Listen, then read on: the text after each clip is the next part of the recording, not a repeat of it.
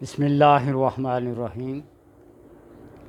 الصلاۃ والسلام علیکہ یا رسول اللہ وعلی آلک و صحابک یا حبیب اللہ۔ اللہم صلی علی محمد وعلی آل محمد صلی اللہ علیکہ یا محمد نور من نور اللہ۔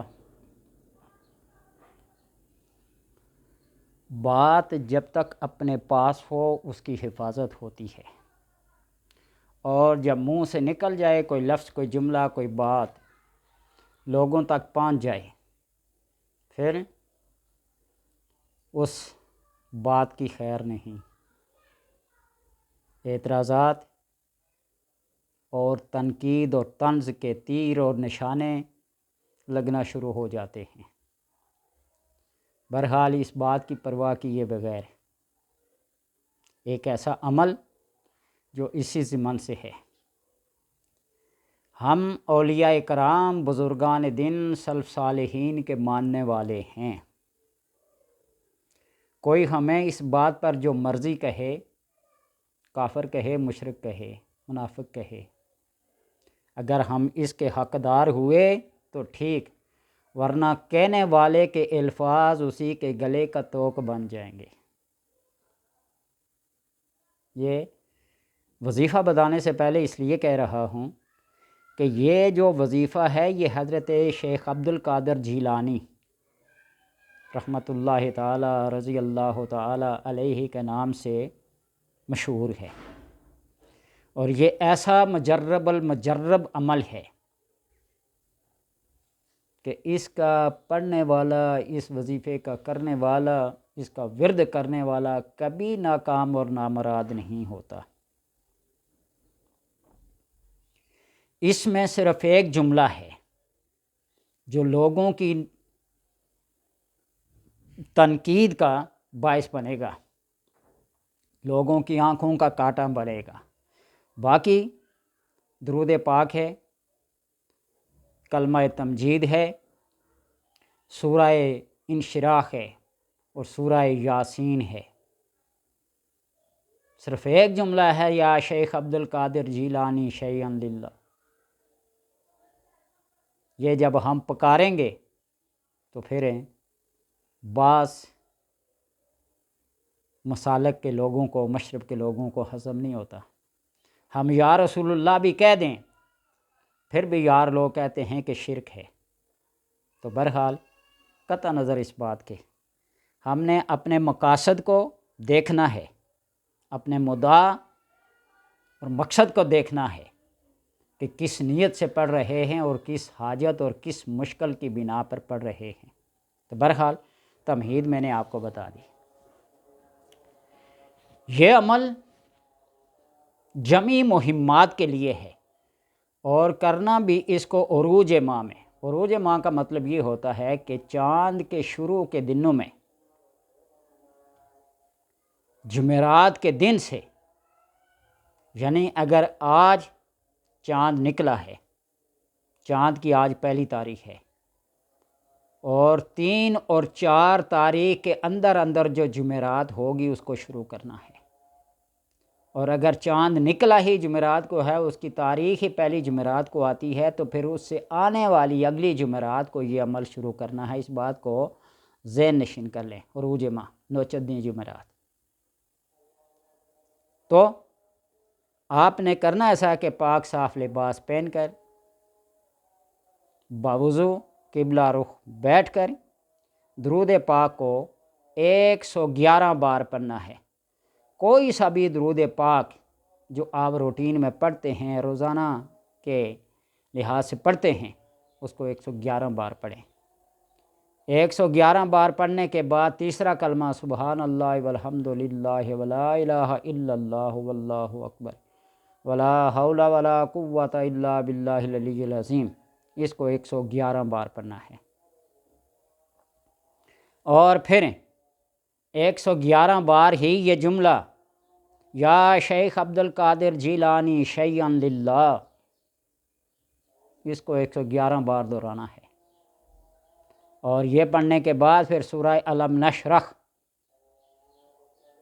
لک صدرک ووضعنا عنک وزرک الذی انقض ظہرک ورفعنا لک ذکرک، پوری صورت پڑھنی ہے 141 بار،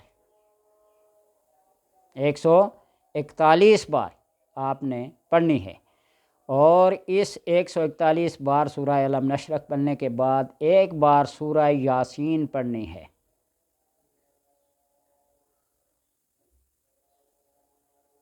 اسی ترتیب سے آپ نے پورا ایک ہفتہ، یعنی جمعرات سے جمعرات تک، جمعرات سے جمعرات کا مطلب یہ ہے کہ آپ نے جمعرات کے دن شروع کیا تو بدھ والے دن آپ کا ختم ہوگا، رات جمعرات کی ہوگی۔ تو اس لحاظ سے آپ نے اس کو پڑھنا ہے۔ اللہ تبارک و تعالیٰ کے کرم سے، اس کے فضل سے ایک ہفتہ پڑھنے کے بعد آپ کی جمیع مہمات، جملہ مقاصد حسب منشا بحکم الہی پورے ہوں گے، اور انتہائی مجرب اور آزمودہ ہے۔ یہ جو صورتیں ہیں سورہ علم نشرح، یہ اپنے اندر ایک بہت بہت بڑا وسیع مفہوم رکھتی ہے۔ اور پھر سورہ یاسین، اور پھر تیسرا کلمہ، اس کے کمالات اگر گنوانا شروع کر دیں تو بس کئی صدیاں بیت جائیں، میں یہ کہوں گا۔ اور پھر درود پاک۔ اصل بات ہے اس درمیان والے جملے کی، یا شیخ عبد القادر جیلانی شیئا للہ، تو شیخ عبد القادر جیلانی رحمۃ اللہ تعالیٰ علیہ کا یہ فرمان ہے کہ میرا ماننے والا کسی مشکل، کسی مصیبت، کسی تکلیف میں ہو، وہ مشرق میں ہو اور میں مغرب میں ہوں، وہ پکارے، میں مغرب سے مشرق اس کی مدد کو پہنچوں،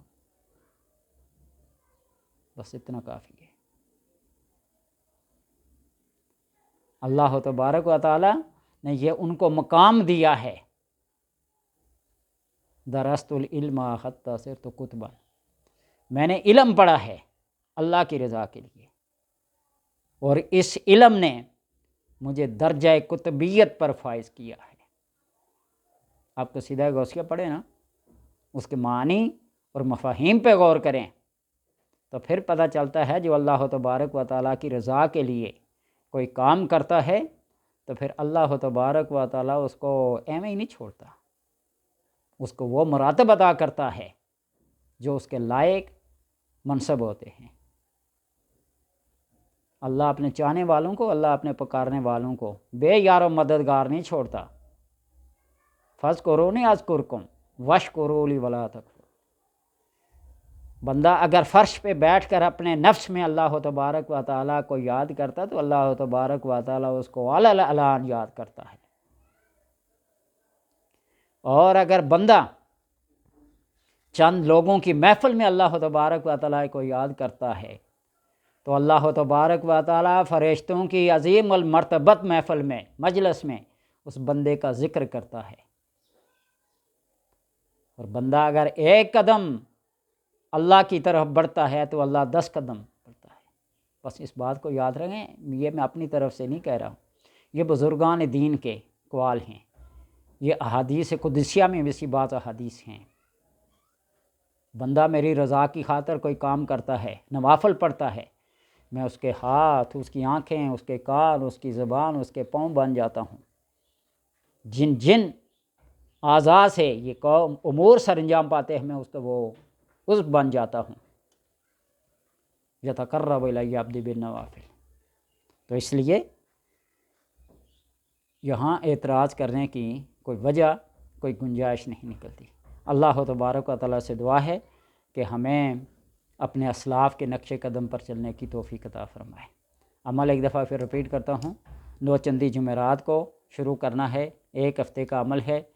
درود پاک 111 بار، تیسرا کلمہ 111 بار، یا شیخ عبد القادر جیلانی شیئا للہ 111 بار، سورہ علم نشرح 141 بار بسم اللہ سمیت، اور سورہ یاسین ایک بار پڑھ کر اللہ تبارک و تعالیٰ کے حضور اپنی حاجات کو پیش کریں، انشاءاللہ حسب منشا، جو آپ کی خواہش ہوگی، جو آپ کی ضرورت ہوگی، اللہ تبارک و تعالیٰ سے پورا کریں۔ ایک ہفتہ پڑھنا ہے۔